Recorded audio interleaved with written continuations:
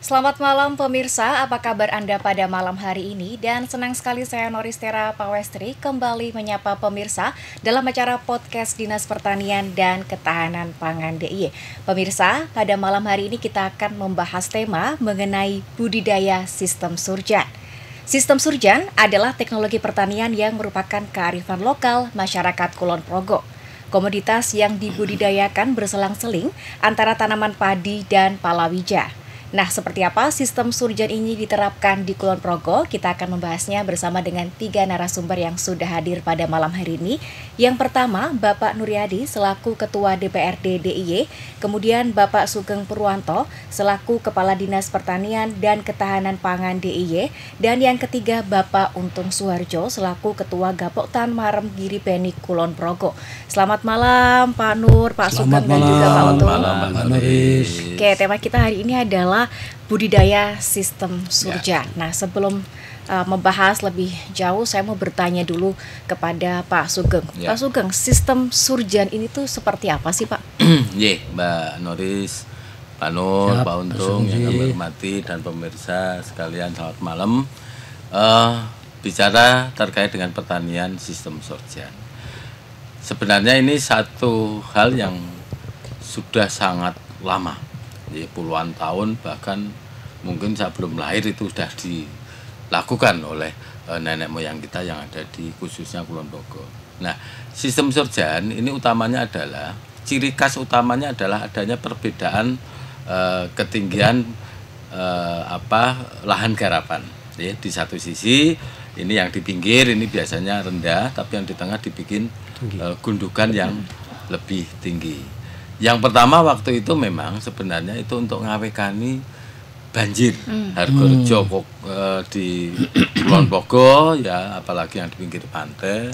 Dulu sebelum ada sudetan Kali Serang kalau nggak salah, itu kan setiap rendeng itu setelah Wates ya mengarah ke Temon itu kan mesti banjir, bahkan jalan itu sampai tidak kelihatan. Nah, sistem surjan ini sebenarnya lakukan untuk ngawekan itu. Jadi kalau pada musim kemarau ya, bawah ini masih bisa ditanami padi atau palawija. Ya, di atasnya ini bisa ditanami hortikultura yang mempunyai nilai tinggi. Atau pada skala ekstrim ya, di bawah masih bisa padi, di atasnya palawija, ya ada kacang, ada kedelai dan lain-lain tergantung situasinya. Nah, awalnya itu seperti itu. Awalnya seperti itu. Ini sebenarnya satu bentuk teknologi sederhana tepat guna lokalita yang sangat luar biasa. Ini yang pertama. Kemudian yang kedua, fungsi atau peran atau keinginan dari sistem surjan ini adanya pendapatan yang lebih oleh petani. Jadi petani di daerah sistem surjan yang melaksanakan sistem surjan ini bisa panen pangan, tapi juga bisa panen palawija, bisa sekaligus juga panen hortikultura. Kasarnya dalam satu musim tanam, petani itu bisa mendapatkan manfaat macam-macam manfaat hasil pertaniannya. Ya, kalau yang sawah biasa kan kalau rendeng ya mengpari seperti itu. Nanti begitu MT2 kalau masih padi bisa padi, kalau enggak ya larinya palawija. Nanti di musim kemaraunya baru horti. Kalau di sini tuh tiga-tiganya ini bisa diterapkan secara bersamaan. Ya, Pak Untung ya, kira-kira seperti itu, sehingga memberikan keuntungan secara ekonomi bagi petani pelaksananya. Ya. Kira-kira awal inti dari sistem surjan itu seperti itu, Mbak Noris. Ya.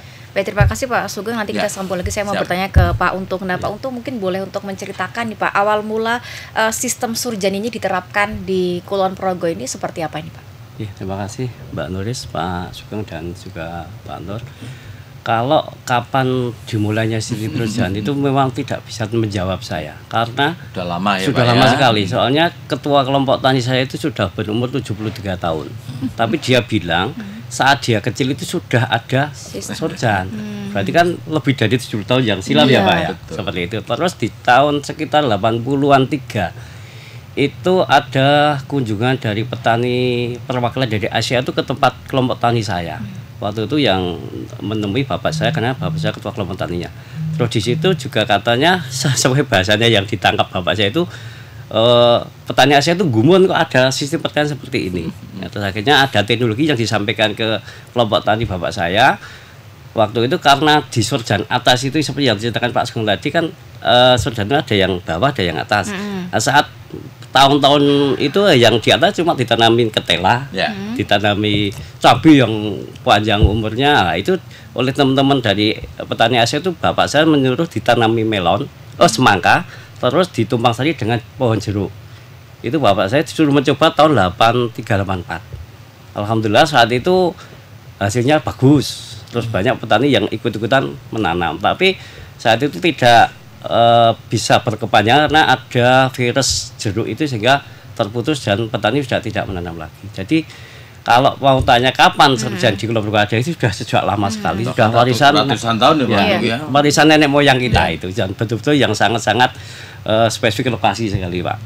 Kalau Pak Untung sendiri menerapkan sistem surjan di Kulon Progo ini karena turun temurun juga Pak, atau gimana? Boleh diceritakan? Kalau saya karena waktu saya lulus sekolah tahun 91 itu kan saya sebenarnya berkeinginan untuk pergi ke Jakarta, tapi karena tuntutan orang tua saya harus tunggu rumah. Akhirnya saya tetap jadi petani. Jadi saya jadi petani itu semenjak saya STM, saya sudah jadi sekretaris kelompok tani. Sekarang sudah tua Gapoktan dan itu meneruskan tradisi nenek moyang untuk lahan surjan, gitu Mbak. Oke, nah kalau untuk sistem surjan itu diaplikasikan ke lahan yang seperti apa itu Pak? Oh ya ini Mbak, jadi ceritanya bapak saya dulu di tempat saya itu ada lahan yang sering tergenang air Pak. Kalau musim hujan itu tidak ada kegiatan tanam menanam, semua lahan tergenang oleh air. Nah, baru di musim-musim mendekati kemarau baru bisa ditanami. Lah entah apa yang menjadi pikiran orang nenek moyang saat itu kok bisa tanah itu diangkat ditata sedemikian rupa sehingga yang surjan atas itu bisa ditanami saat musim hujan. Nah, jadi meskipun hujan, petani tetap bisa melakukan pertanaman. Jadi ekstrimnya kalau hujan tidak terlalu besar, ngisor dhuwur itu bisa ditanami. Di bawahnya padi, atasnya tanaman-tanaman horti. Kalau sayuran, palawija eman-eman ya, ya. itu nggak terlalu tinggi nilai ekonominya Pak Nur. Jadi ini tuh. Tapi kalau pas hujannya besar banjir betul, minimal bawah nggak bisa ditanam, ya, tapi atas masih tetap bisa menghasilkan yang kalau di atas. Musim seperti saat sekarang ini Pak, ya gimana itu? Nah kalau saat seperti ini ekstrimnya ya setidaknya yang di bawah kan masih ngemot air, masih bisa ditanam yang di terus saat ini juga surjan atas masih maksimal Pak. Ada tanaman cabai, ada tanaman kubis bunga, ada tanaman sawi. Jadi sepanjang tahun petani tidak bisa berhenti menanam. Karena kelebihan surjan, petani itu tidak ada hentinya untuk berusaha untuk menanam. Karena memang ada lahannya. Kalau mungkin di kelompok tani yang tidak punya surjan, kalau sudah tanaman padi sekali tinggal ke Jakarta. Terus nanti musim MT3-nya tidak ditanami apa-apa. Tapi kalau di tempat kami tidak ada petani kok yang punya surjan kok tidak ke sawah, itu tidak ada kata tidak ke sawah, tetap ke sawah. Tadi Mbak Noris yang di depan saya matur, jadi ada waktu yang nggak pernah jeda sehingga pendapatan petani itu selalu mintu. Makanya itu kearifannya teknologi yang luar biasa oleh nenek moyang kita. Nah kalau sistem surjan ini kenapa dinamain surjan ini? Kenapa itu Pak? Ya kalau ceritanya bapak saya karena saat surjan itu bagus-bagusnya itu kalau dilihat dari pesawat atas itu seperti baju surjan itu. Kalau yang atas itu peluru seperti itu. Oh jadi gitu ya Pak ya. Ya. Oh kalau saat dari ini, atas tapi yang lihat. Kalau saat ini kan bandara di sana itu akan kelihatan. Iya. Kok dari sana memang kelihatan begitu ya. Oke, baik, terima kasih Pak Untung. Saya mau tanya ke Pak Nur. Nah Pak Nur, kalau dari Pak Nur sendiri melihat apa yang dilakukan oleh Pak Untung dan rekan-rekannya di Kulon Progo ini seperti apa ini Pak? Jadi pasti awalnya daripada satu kreativitas daripada petani di wilayah tersebut. Karena surjan ini tidak mungkin diterapkan yang tidak sesuai dengan itu tanahnya. Betul, ya. Kalau di Sleman mungkin minapadi, padi dan ikan ya Pak ya. Tapi di sana surjan. Kita diberikan kesempurnaan oleh Tuhan ini, salah satunya itu untuk bagaimana kita kreatif dengan tanah yang sama luasannya, tapi bisa menghasilkan lebih daripada itu. Salah satunya kalau di Kulon Progo tadi surjan itu. Ini satu satu kebanggaan tentunya bagi kita masyarakat DIY, khususnya Kulon Progo, sebuah kebanggaan. Karena apa? Tadi saya sampaikan, tidak semua lahan bisa dibangun seperti itu. Bisa begitu karena dulu dari keprihatinan daripada keterbatasan, betul kan ya? Betul. Tapi ada potensi yang daya pikir manusia di wilayah itu, petani pada waktu itu berpikir untuk lebih maju. Sehingga bagaimana upaya ini tanah yang seharusnya tidak bisa ditanami dalam konteks 1 tahun penuh, tapi direkayasa positif untuk bagaimana itu bisa menanam. Apa intinya? Adalah bagaimana ekonomi bisa menjadi baik, bagian kreatif itu juga bisa untuk menarik masyarakat yang menyandarkan hidupnya harus di ibu kota. Tadi contohnya Mas Untung, mau ke ibu kota tertahan karena jadi petani, dan kreatif betul.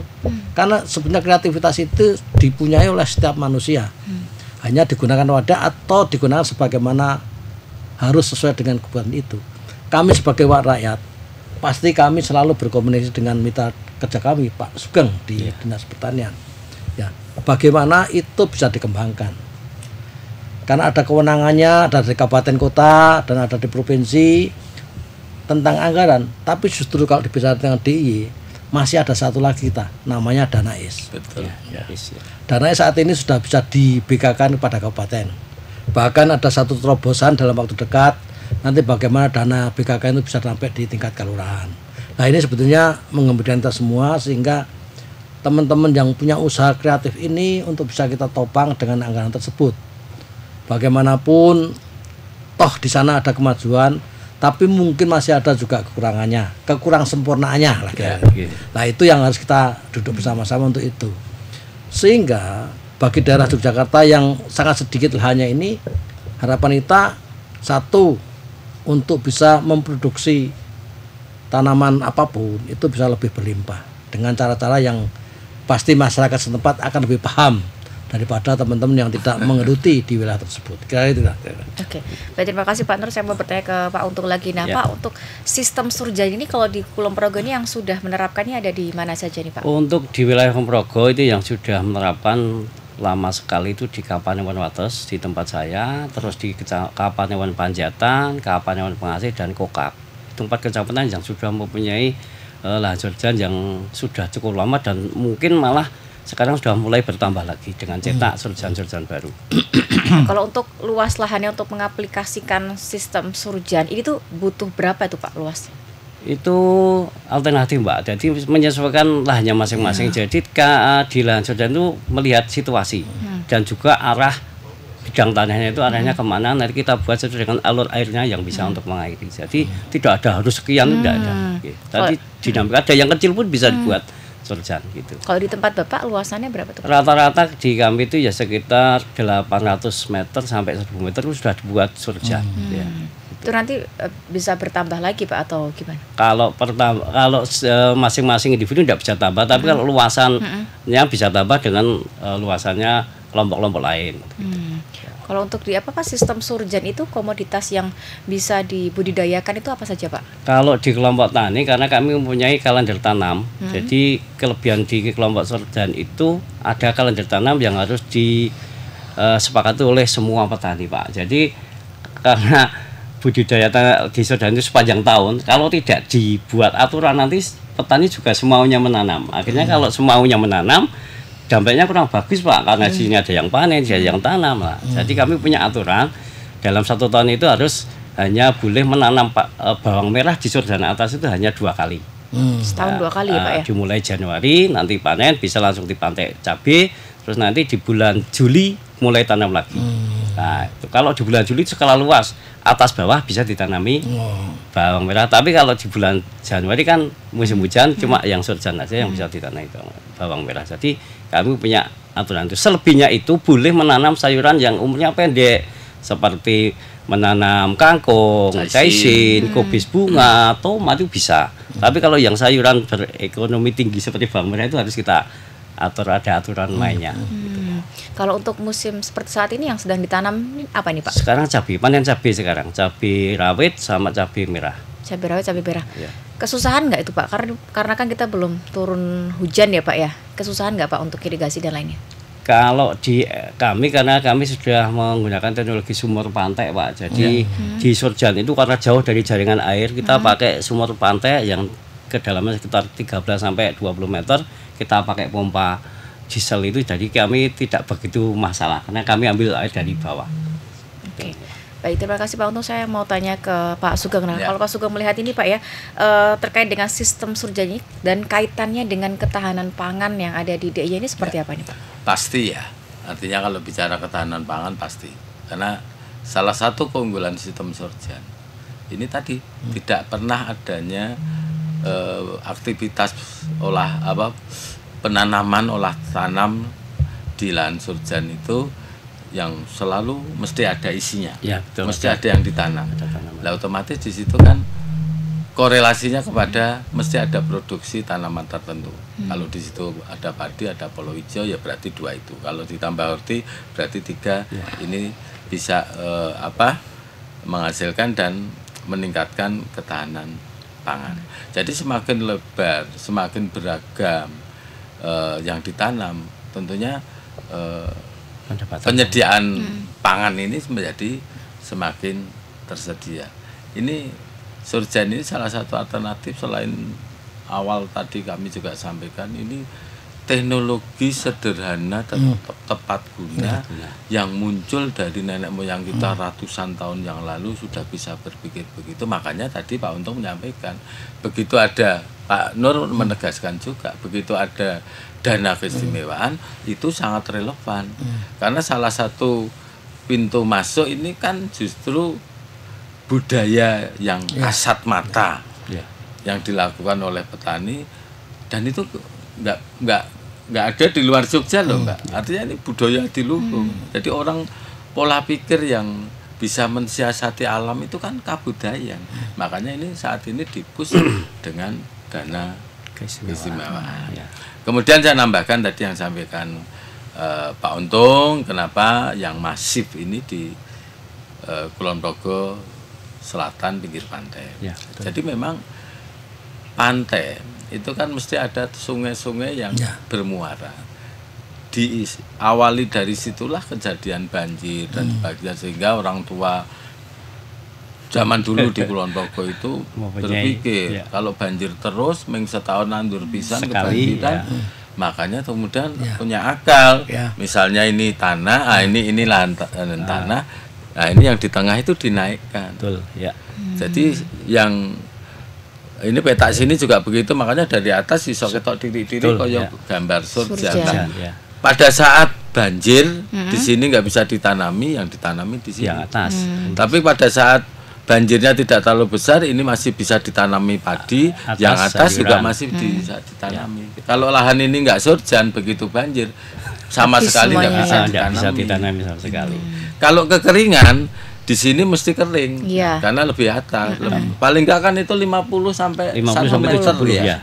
Tinggi perbedaannya dengan di bawah. Lah kalau di seperti sekarang El Nino di atas sudah nggak kuat, meskipun tadi Pak Untung cerita ada sawah, ada sumur di situ. Ini kepepetnya kalau ini berlo kan di bawah masih bisa ditanami. Karena di sini tuh kalau bahasanya orang petani itu tanahnya ngompol gitu lah. Ngompol itu tanah yang ngemot air gitu, meskipun di musim kemarau. Nah, selanjutnya kenapa di selatan? Karena memang karakteristik Kulon Progo bagian selatan, lapisan topsoilnya Pak, lapisan olahnya itu tipis dan banyak mengandung pasir, sehingga air itu juga gampang sekali menyerap ke bawah. Lah, yang di bawah yang tadi seperti ini biasanya di sini tuh akan terbentuk kalau orang Jawa bilang lendut. Ya, sehingga lendut itu kan kalau ini masif, ini air itu tidak bisa nembus secara gampang. Sehingga ini juga dalam rangka mensiasati bagaimana kemudian manakala air ini langka, di bawah ini masih tadi bahasa kami ngompol tadi itu yang di bawah sini, seperti itu. Oke, baik, terima kasih Pak Sugeng. Mungkin Pak Nur mau menambahkan apa yang disampaikan Pak. Jadi Surjan itu kan sistem itu adalah ini adalah satu ciri yang kekayaan kita Pak. Sehingga wajar sekali kalau itu tidak dipunyai wilayah lain, dan wajar sekali itu pakai dana es. Di dalam tadi Mas Untung ngendiko ada satu kebiasaan masyarakat Jawa pada waktu itu yang sudah dilakukan. Mereka tidak bikin aturan, tapi bikin kesepakatan. Ya, betul. Betul ya Pak ya? Betul, ya. Musyawarah mufakat itu sebenarnya menjadi tinggi kita. Betul. Ya. Dan kekuatannya lebih Sangat kuat luar biasa. dibanding aturan ya. Sehingga jika akan menanam tanaman yang yang ekonomi tinggi, itu hanya sekian kali, itu semua mengikuti semua. Ya, betul. Ya itu semua. Artinya ini ciri khas kita yang punya Indonesia kita. Bahwa musyawarah mufakat itu penting. Ya. Dan diikuti betul oleh masyarakat yang pada waktu itu mengikuti apa yang sudah dilakukan oleh nenek moyang kita. Ya. Ini terjadi betul di Kulon Progo konteksnya dengan sistem sorjan ini. Sehingga budaya ini, kebiasaan ini, yang lahannya itu tidak bakal berkurang dalam konteksnya atau bertambah, tetapi musim bisa menjadikan lahan itu berkurang. Ya. Betul Pak ya? Iya. Banjir itu mengakibat yang harusnya 1000 meter tinggal 600 meter mungkin. Ya, karena banjir. Atau sebaliknya. Banjir. Nah, ini dia sisi tadi. Apakah pakai teori enggak ada, Pak? Yang bisa membuat itu adalah masyarakat tersempat. Yang tahu lokal wisdom. Ya. Tuh. Budaya lokal. Ini yang harganya tinggi, ya. Karena bagi orang yang tidak pernah punya kaget, oh ternyata situasi yang seperti ini yang seharusnya ini tidak bisa tanami karena kelebihan air itu masih memungkinkan sekian persennya untuk ditanami sehingga ada banjir, sehingga ketahanan pangan untuk wilayah itu untuk lingkungan kecil clear, terjamin clear. Ya. Tapi pertanyaan kita kan, tujuan kita adalah bagaimana ini tidak hanya untuk lokal, bagaimana lokal ini bisa menyangga wilayah yang lain gitu Pak ya. Ini yang sedang kita upayakan sehingga posisi kami adalah posisi yang tentang Dewan tadi, Wakil Rakyat tadi, pasti kami selalu monitor terus lewat Pak Kepala Dinas pastinya. Nah, bagaimana itu bisa bertahan, syukur jika itu ideal bisa berkembang, wilayah lain yang potensinya sama kita arahkan untuk semacam itu, sehingga di sana nanti memang mencari lahan khusus yang tidak dimiliki oleh wilayah karena kondisi tanahnya. Oke, baik, terima kasih Pak Nur. Saya mau bertanya ke Pak Untung tadi. Pak Untung mengatakan kalau Surjan ini kan tidak membuat aturan, kan? Artinya hanya kesepakatan gitu. Nah, itu gimana Pak? Bisa dijelaskan? Jadi aturan untuk tata tanam yang kami lakukan ini sebenarnya sudah sejak dulu. Saya sebagai sekretaris kelompok tani waktu itu juga saya cuma mengikuti apa-apa ya sudah disampaikan oleh orang yang tua, bahwa di bulan Januari itu adalah awal menanam bawang merah. Tanggalnya nanti menyesuaikan spesifik lokasi, kalau curah hujannya tinggi nanti diundur, tapi tetap bulan Januari. Terus nanti di MT2 nya nanti bulan Juli, itu seperti itu. Dan aturannya itu sebetulnya cuma tanggal ditentukan oleh kelompok, mulai tanam bawang merah tanggal 15 Januari umpamanya. Nah, itu yang boleh menanam mulai 15 ke sana. Kalau sebelum tanggal 15 menanam itu ada istilahnya sanksinya itu. Jadi saya juga tidak begitu diapakan, tidak cuma disuruh menyabuti karena aturannya memang harus tanggal 15. Jadi ada rasa tanggung jawab lah, karena tanaman bawang merah tanaman semusim. Kalau nanti ada yang nanam duluan terus 15 hari kena hama penyakit, semuanya akan kena. Makanya dimulai 15 ya 15, kalau mundur malah boleh. Tapi risiko ditanggung oleh yang nanam begitu. Jadi aturan seperti itu. Kami punya aturan yang baku itu bawang merah sama padi. Kalau padi itu sudah. Jadi kalau kami sudah mulai masuk musim tanam, itu petani tunggu kapan keputusan kelompok tanam bawang merah sama kapan nyebar gabak. Seperti itu Pak. Jadi sudah nanti kalau sudah hasil musyawarah selesai, kita papan ditulis di papan pengumuman, petani sudah menyesuaikan. Oh, 15 Januari tanam bawang merah. Berarti kita harus mulai olah lahan, menyesuaikan seperti itu Pak. Ada pesan tersirat dari konvensi atau aturan yang tidak tertulis yang menjadi satu kesepakatan. Yang pertama, dengan bertanam serempak, ya, nanti mata rantai hama penyakit OPT-nya ini pengendaliannya bisa serentak, pakan manakala dipanen itu benar-benar hama itu kan putus karena nggak ada makanan lagi di lapangan. Coba kalau nggak seragam, nggak banyak, tikusnya kan pindah terus, malang sangitnya pindah terus. Di sini kan malang sangit misalnya itu seneng yang masih masak susu ya. Lah kalau masak susunya tuh hanya sekali, luasannya luas, omonnya sedikit, itu kan kita masih selamat. Tapi kalau yang sini masak susu, yang sini belum, yang gantian, sini kemarin, ini kan gantian, nanti hama itu tidak akan pernah terputus ya. Itu pertama Mbak. Kemudian yang kedua, Dengan tanam serentak, apalagi tadi sampaikan Pak Untung, untuk komoditas yang nilai ekonominya tinggi, ada bargaining position dari petani. Nek petani itu duwe bareng, oke bareng, nek pasran duwe ya ora duwe, itu tidak dipermainkan tengkolak. Coba kalau misalnya saya, Pak Nuryati, Pak Untung, Pak Nuryati punya tapi bulan kemarin saya punya bulan ini kan bisa dipermainkan. Tapi kalau serempak pokoknya rasa regane ya rasa nggak ada yang kemudian bersaing. Nah yang terakhir tadi yang memang dengan sistem itu ada kesinambungan pendapatan petani Bapak dari konteks itu yang kemudian ini faktanya ya seperti Pak Untung yang sekolah waktu itu STM saja udah mau bertani dan sekarang masih senang bertani. Artinya ada sesuatu di dalam kegiatan pertaniannya kelompoknya Pak Untung dengan sistem Surjan ini yang punya perbedaan dengan yang lain khususnya di dalam pendapatan mereka. Intinya seperti itu. Oke, baik, terima kasih Pak Sugeng. Pak Untung, berarti ini kan sistemnya musyawarah dulu Pak ya atau betul, gimana untuk menentukan itu Pak? Ya musyawarah, jadi kami ada pertemuan rutinan lapanan, jadi selapan sekali itu pertemuan. Dua kelompok tani kami jadikan satu hamparan itu pertemuan, nanti dihadiri ketua Gapoktan, nanti menyimpulkan tentang tata tanamnya. Jadi kalau sudah mulai memasuki musim tanam tetap kami musyawarah dulu, termasuk menentukan tanggal. Kalau padi ya seperti gabah, varietas itu juga kami bahas. Varietas apa yang dianjurkan pemerintah, varietas apa yang dilarang oleh pemerintah. Biar nanti tidak jadi polemik di masyarakat. Kalau petani tidak dikasih tahu apa yang dianjurkan dan apa yang dilarang, petani kan sekarang senangnya juga online Pak. Padahal yang online itu kan belum tentu lolos dari dinas pertanian. Mana kalau ada yang murah ditanam lah, begitu 1 bulan muncul lama penyakit semuanya kaget. Jadi tetap kami punya aturan tentang varietas yang harus ditanam, kapan tanggal sebar, kapan itu kita ada musyawarahnya.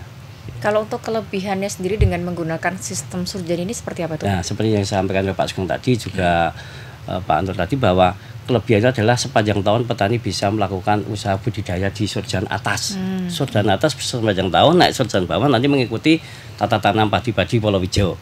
Yang keduanya, petani bisa mengatur pendapatan bisa mingguan. Kalau mingguan nanti ya seperti cesin, kangkung, itu juga bisa menambah untuk bahan makanan di sepanjang seperti ini. Di tepi ditanami singkong. Nah nanti kan juga mendapat nanti 6 bulan sudah nyabu singkong. Nah, jadi selain padi dia juga bisa memakan singkongnya Pak. Jadi itu kelebihannya. Jadi ada pendapatan yang rutinitas ada yang mingguan, ada yang bulanan, bahkan ada yang buah-buahan dan sayur-sayuran. Oh ya pegawai negeri bayaran acek gitu loh petani yang Surjan. Ya maksudnya itu petani yang punya Surjan itu tidak harus setiap saat ke pasar beli sayuran, tidak harus ke warung beli. Di sawah sudah ada meskipun sepertinya kecil-kecil seperti itu. Satu hal yang tadi lupa saya sampaikan pada saat musim penghujan ya Pak ya, di bawah nggak bisa tanam, di lahan sawah biasa nggak bisa, nah di atas itu masih bisa tanam. Apalagi kalau yang di atas itu tanaman hortikultura, dia kan nggak tergenang, airnya akan turun ke samping. Ini yang namanya pertanian apa itu yang di musim penghujan itu namanya farm, pertanian di luar musim. Di luar musim. Itu hasilnya kan tinggi. Nilai itu Pak, harganya mesti obsession. Yang lain itu tidak bisa tanam pada musim penghujan, raiso nanam hortikultura. Dengan Surjan ini bisa nanam sehingga harganya bisa berkelipat-lipat. Banyak permintaannya. Terus tambah sedikit besar. Kelebihan lagi setelah tadi sepanjang tahun bisa menghasilkan. Terus tanaman padi yang ada di bawah ini hasilnya kan lebih bagus Pak. Kenapa itu? Karena apa? Karena nanti unsur hara yang ada di atas itu kena hujan, turun ke bawah itu dimakan oleh padi itu. Jadi meskipun rumasannya mumpuk sedikit tapi kok produksinya tinggi. Bahkan gitu, saya itu sering setiap musim tanam mengadakan lomba ubinan Pak. Saya saat itu belum mengkaji kalau ini itu produksinya lebih tinggi daripada yang hamparan. Setiap yang Surjan ikut kok mesti juara. Ubinan 7, berapa. ternyata pemupukan untuk horti di atas. Sisanya Biasanya itu, horti kan pupuknya lebih eksklusif, itu lebih larut ke bawah, turun ke bawah dimakan padi. Setelah hortinya cukup, ini turun. Makanya nggak sengaja. Saya berkali-kali kalau lomba kok yang juara kok yang Sorjan ya. Wah ini ada masalah. Saya ngerti ini time karo kepala dinas dipeseni kon akhirnya untung itu. Betul. Akhirnya saya buat lomba Sorjan sendiri, yang hamparan sendiri. Karena ada perbedaan kondisional. Kalau yang hamparan kan tidak ada Sorjannya semuanya. Itu produksinya memang agak rendah daripada yang ini ya. Soalnya saya kaji bertahun-tahun. Waduh. Berarti sebenarnya ini makanya dia ada hadiah terus yang Sorjan itu. Ya. Oke, baik, terima kasih Pak. Untuk saya mau bertanya ke Pak Nur. Pak Nur, ini kan sistem Surjan ini kan kearifan lokal ya Pak. Nah, bagaimana nih Pak dari Dewan sendiri upayanya untuk melindungi kekayaan yang ada ini Pak? Jadi kita tambahan peluru dari Jakarta namanya Danais. Karena kita goal dalam konteks mempertahankan undang-undang keistimewaan. Itu di situ tuh Pak. Sehingga mestinya hal semacam itu nanti bisa ditopang dengan Danais. Danais ada di tingkat 1, tapi ini sudah saya sampaikan tadi sudah di BKK-kan di kabupaten kota. Sebentar lagi sampai di kelurahan. Sekarang sudah ada beberapa, tapi nanti akan sampaikan nanti untuk bisa merata. Sehingga hal yang khusus ini memang harus dipelihara. Yang bisa begitu itu tidak semua, karena itu butuh pengalaman. Tadi Mas Untung ngendiko, ternyata analisa Mas Untung, padi yang di bawah sistem Sorjan ternyata lebih baik. Kenapa? Ya, sementara ini indikasinya adalah pupuk yang dulu di Sorjan itu pada waktu itu bisa turun ke bawah, tidak sengaja itu menambah produktivitas daripada itu. Kan enggak tahu. Ini kan kalau kita mencari belajar itu kan mahal banget, tanpa tidak sengaja ternyata bisa. Nah ini harus dipertahankan. Jika itu petani mengatakan bahwa itu tentang dana dan sebagainya bermasalah, itu kan kita punya pemerintahan baik tingkat 2 maupun tingkat 1 maupun pusat. Ini yang mestinya semuanya berpikir ke sana. Kami dengan Pak Sugeng itu mitra kerja bisa menjadi bertanggung jawab bersama pada waktu kita pemerintahan. Pemerintahan itu kan terdiri daripada eksekutif dan legislatif. Ya, tapi pemerintah legislatif sendiri, eksekutif sendiri, kemitraan di situ. Sehingga Mas Untung ini pasti jika ada kesulitan pasti sudah dengar pada waktu musren pada waktu itu, gitu ya Pak ya. Kalau tidak selesai di tingkat kabupaten ya pasti diselesaikan sama tingkat 1. Kira-kira itulah kira-kira. Sehingga sebagai wakil rakyat melihat begini kan dari senang gitu kan. Ternyata kreativitas nenek moyang kita pada waktu itu benar pintar-pintar tenan. Kenapa? Karena punya pengalaman betul, pengalaman di situ betul. Dan saya ngomong tidak mungkin ini dilaksanakan di tempat yang bukan seperti kondisi tanahnya, kayak itulah. Itulah kira-kira. Oke, baik, terima kasih Pak Nur. Saya mau bertanya ke Pak Untung. Tadi juga Pak Nur mengatakan kalau jika ada kesulitan begitu kayak. Nah, selama ini bagaimana Pak yang dirasakan oleh para petani di Kulon Progo yang menerapkan sistem Surjan ini? Kendala atau kesulitannya itu seperti apa Pak? Oke, untuk yang pertama di akhir-akhir ini memang masalah drainase atau irigasi. Itu memang karena ada beberapa lahan Surjan yang jauh dari jaringan irigasi Pak. Tapi kemarin di tahun 2001 di saat pandemi COVID itu kami mendapat bantuan dari Danais lewat Padat Karya. Judulnya adalah irigasi menuju lahan Surjan. Alhamdulillah sekarang sudah sampai di titik dan mungkin ada beberapa petak yang belum bisa teroncoli, tapi alhamdulillah di 2001 pas COVID itu saya mendapatkan dana Padat Karya. Terus di 2002 kemarin juga kami mendapatkan Joglo Tani Pak. Jadi Joglo Tani di lahan Surjan. Jadi di situ tempat kami berkumpul, tempat kami berinovasi, tempat kami berembuk. Belajar itu. Terus ada bantuan bawang merah kemarin Pak dari Danais untuk meningkatkan optimalisasi lahan Surjan. Terus harapan kami karena Surjan itu memang salah satu keistimewaan di Jogja, nanti monggo bareng-bareng kita lestarikan.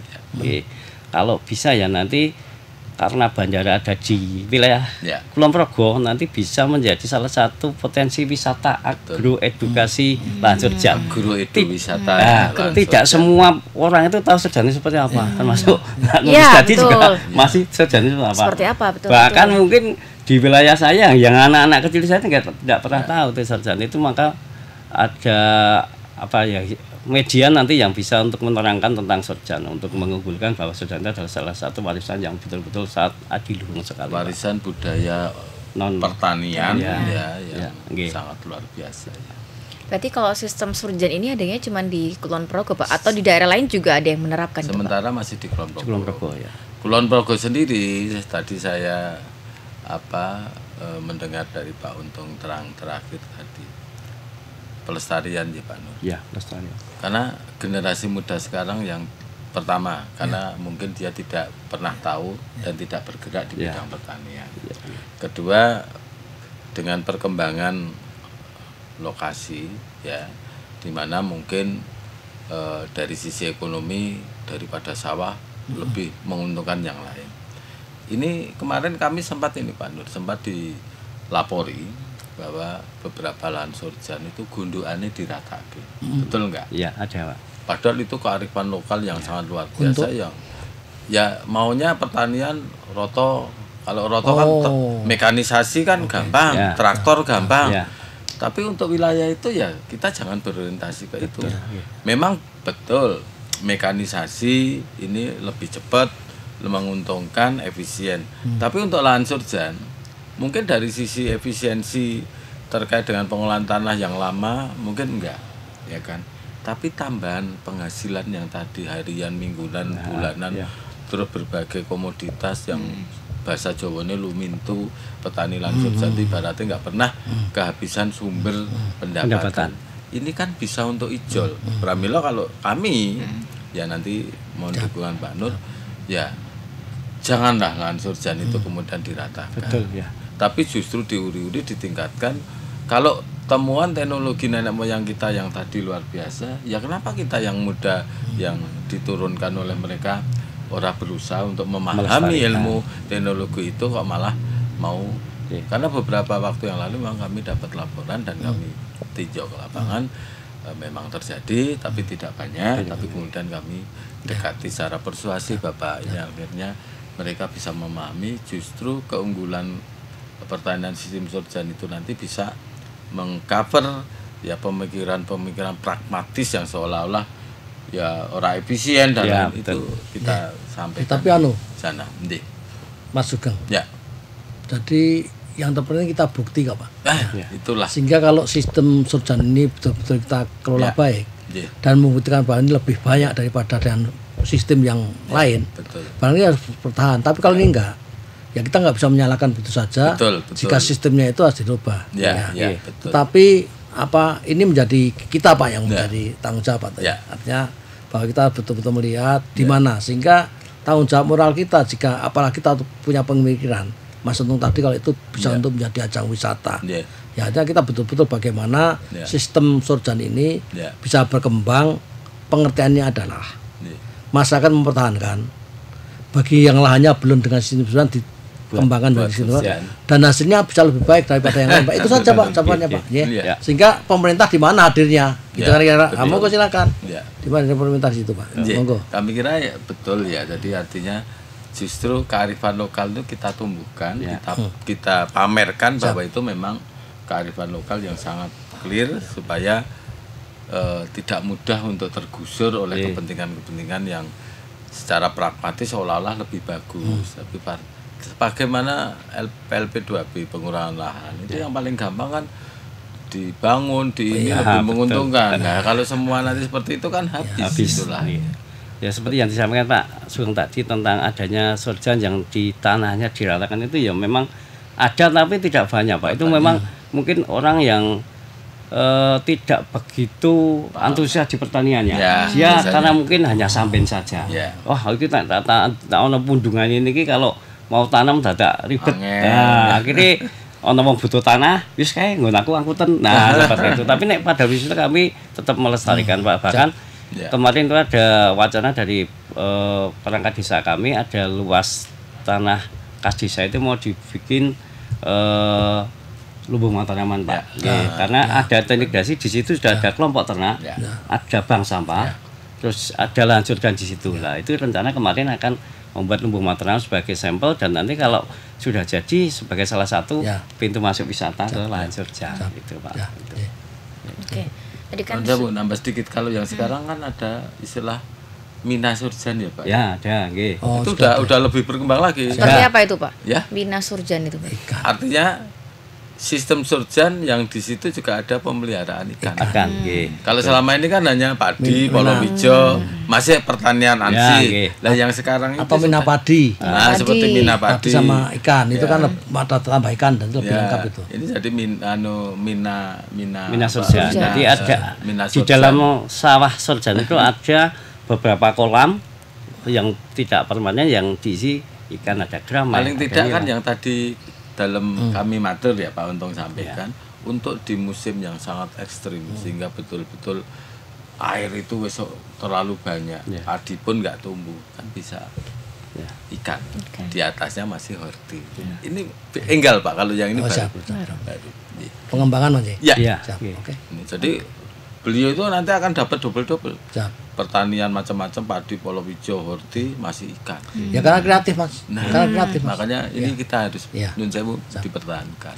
Lestarikan juga gitu Jeng. Nggih. Judulnya menanam pangan sak lawuhe. Wah, betul itu. Iya. Ada ikannya. Jadi jargonnya Pak Pak Trenggono. Pak Trenggono ya. Mangan iwak sak lawu. Menanam pangan sak lawuhe. Sak lawuhe. Ada lawuhnya itu tadi Oh, tinggal komplit. mancing, tinggal jolo kan. Oke, nah itu tadi kan sudah dipaparkan beberapa kelebihan Ya. sistem surjan ini. Nah, kalau sistem surjan sendiri itu punya kekurangannya nggak sih Pak? Ya ada Mbak. Jadi kekurangannya itu adalah di SDM petaninya. Seperti yang saya sampaikan kan kelompok sudah punya aturan. Ya. Selama kelompok itu mentaati aturan, sebenarnya tidak ada masalah. Tapi selama anggota kelompok itu tidak mentaati aturan, akhirnya menanamnya sakar PDW, akhirnya masalah di sini ada tanaman bawang merah, terus ada cabenya. Besok cabai ini belum habis, dia menanam lagi di petak yang lain tanpa aturan kelompok. Akhirnya kan nanti trip hanya pindah ke sini, nanti kepindah ke hamparan bawah kan terus seperti itu. Tapi mana kalau sudah manut aturan kelompok, ada jeda untuk tanaman yang lain, ya aman-aman saja. Artinya sebenarnya sistem surjan itu clear Pak. Ya. Sebenarnya nggak ada masalah. Yang membuat masalah ya manusianya Nah, itu sendiri itu yang tadi. tidak taat pada aturan yang dibuat ini, juga tidak semata-mata menapa menika sesuatu yang pure muncul dari Ya. pemikiran, tapi kan learning by doing, dari pengalaman yang Betul. diangkat menjadi satu budaya. Betul. Ilmu titen kalau orang Nah, Jawa betul itu. seperti itu. Nah, kalau ini Pak, antisipasi untuk cuaca ekstrim sendiri, kalau untuk sistem surjan ini ada nggak Pak untuk antisipasi nanti Kekeringan menghadapi sistem sekarang surjan? misalnya, Ya, Pak, dari sekarang atau- antisipasinya gimana Pak? Kalau untuk antisipasi saat ini ya tadi sudah ada sumur dan sumur dalam yang untuk siram. Selanjutnya untuk mendekati seperti ini adalah untuk menanam tanaman yang tidak begitu menggunakan air. Kan kemarin dari awal sudah kami sampaikan bahwa untuk tahun ini adalah El Nino, jadi curah airnya agak panjang, agak jauh nanti hujannya. Jadi petani saya suruh menanam tanaman yang agak kuat. Ada yang menanam jagung, ada yang menanam Tahan ketela, kering lah. ya tahan kering seperti itu. Kalau mau cabai ya tolong jangan dalam skala luas, karena nanti kalau sudah masuk di bulan-bulan November belum hujan, nanti sumur juga akan sulit airnya seperti itu. Jadi kami sudah mulai mengantisipasi. Soalnya kami juga sering mendapat info dari Dinas Pertanian tentang prakiraan cuaca dari Bu Anita, jadi saya bisa memahami, oh ini petani harus saya apakan toh. Meskipun nanti ya di tingkat petani tidak banyak yang merespon, tapi tetap saya sampaikan di rapat kelompok. Monggo kalau mau menanam cabai di bawah silakan sepanjang-panjang, tapi kalau di atas, sisor dan atas sesuai dengan kemampuan air saja. Kami Soalnya ada Pak Nur, pemirsa tentunya dari Dinas Pertanian ini ada kerjasama dengan BMKG. Ya. Jadi kami selalu diberikan informasi, Informasi, nanti, oke. sehingga kemudian dari rekan kami Mbak Nita atau Pak Andi itu selalu nge-share menginformasikan ke kelompok-kelompok ya. minimal kami melindungi nek situasi ning ngene iki aja nandur kuwi. Nah, ya betul. Nandur iki. Ya. Kalau ada buntungnya karena masalah tidak terlalu fatal. Fatal betul. Tidak Jadi- bisa diprediksi. Seperti itu ya, Pak. Ya.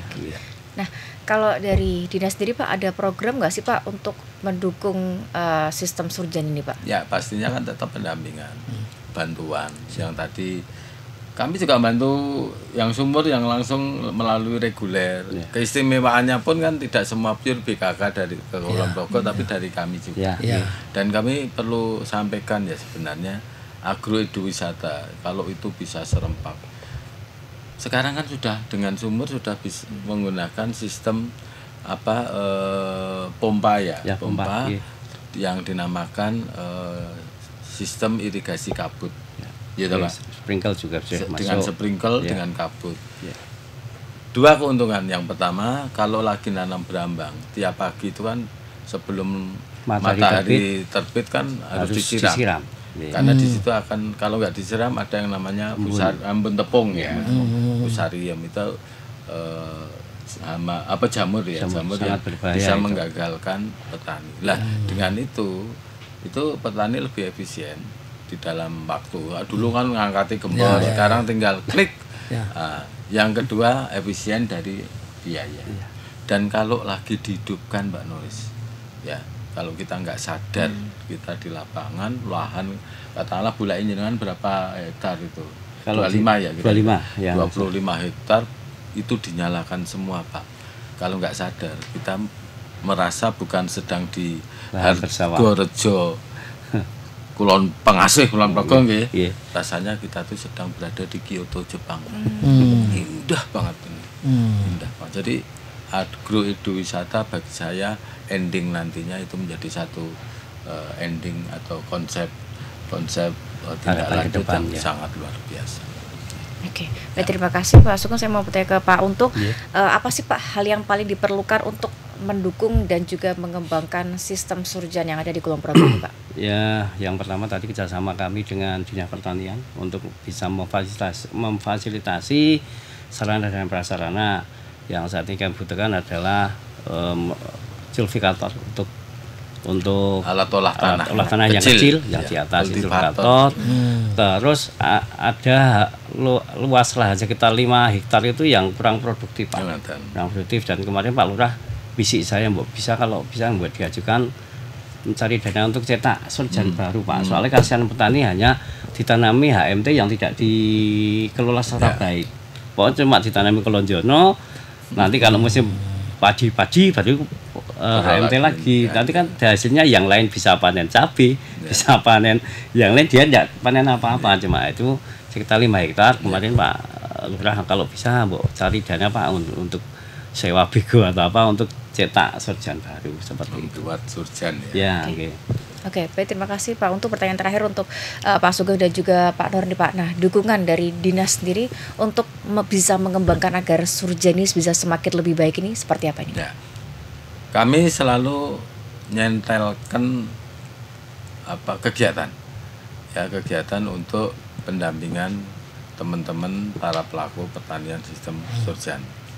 Yang kedua tentunya kami selalu mensosialisasikan, mempush bahwa pertanian sistem surjan itu adalah kearifan lokal yang memberikan manfaat luar biasa bagi pelakunya.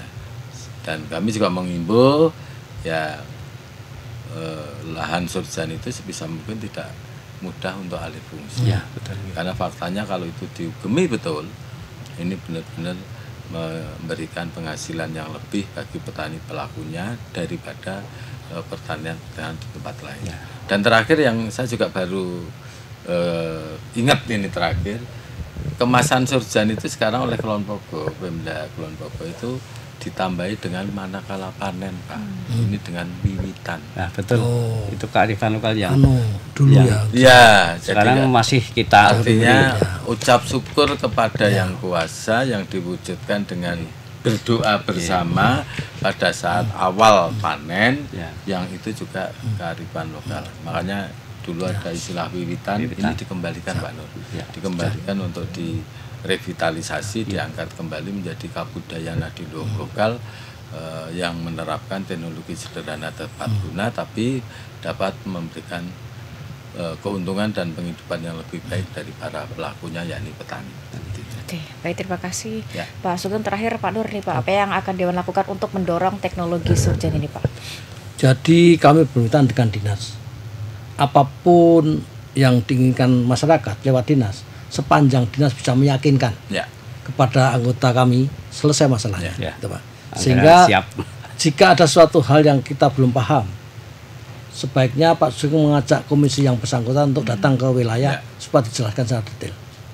Prinsipnya kami ini punya hak keuangan, tapi kami bukan mengelola keuangan, yang ada dinas. Sehingga kalau dinas tidak punya perencanaan dan perencanaan menjadi keyakinan kita, itu menjadi sulit karena banyak kegiatan-kegiatan. Tapi kalau bicara pangan kan nomor satu, ya. Sehingga bagaimana tentang petani itu bisa tetap berjalan dengan baik, apalagi ada satu tambahan, bukan tambahan sebetulnya, kegiatan yang dilakukan seperti pada waktu itu, namanya wiwitan. Jika kita kemas, ini juga bisa jadi wisata ini Pak nantinya Pak. Betul. Nah, sehingga itu yang harus kita arahkan ke sana. Jangan lupa kalau bicara sumber daya alam kita pasti sedikit, tapi kita potensi yang lain, yang potensi itu masih mungkin untuk kita jual pada masyarakat yang lain, dan kami siap itu. Oke, baik, terima kasih Pak Nur, Pak Sugeng, dan juga Pak Untung sudah berbincang pada malam hari ini. Dan terima kasih juga untuk pemirsa yang telah menyaksikan podcast Dinas Pertanian dan Ketahanan Pangan DIY. Saya Noristera, Pak Nur, Pak Sugeng, dan juga Pak Untung yang hadir pada malam hari ini. Mohon pamit undur diri. Terima kasih, selamat malam dan sampai jumpa.